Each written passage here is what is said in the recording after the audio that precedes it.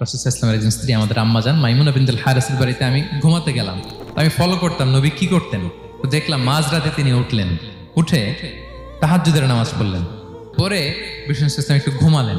এমন ঘুমালে গভীর ঘুমের কারণে শ্বাস প্রশ্বাসের একটা মৃদু শব্দ হয় না বাতাসের, দেখেন কত চমৎকার পর্যবেক্ষণ করতেন তিনি। ছোট মানুষ তখন ইবনে আব্বাস, রাসূল সাল্লাল্লাহু আলাইহি ওয়াসাল্লাম ওনার খালু, আবার রাসূল সাল্লাল্লাহু আলাইহি ওয়াসাল্লাম কাজিন, চাচাতো ভাই, অনেক সম্পর্ক, বয়সে ছোট।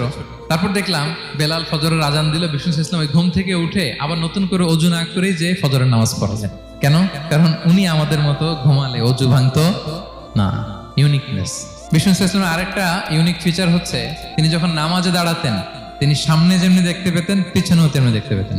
তো তিনি সাহাবাদেরকে প্রায় বলতেন, এই কাতার সোজা করো, কারণ ইন্নী লা আরাকুম ওয়ারাআ যাহরি, আমি সামনে যেমনি দেখি পেছনেও কিন্তু দেখি।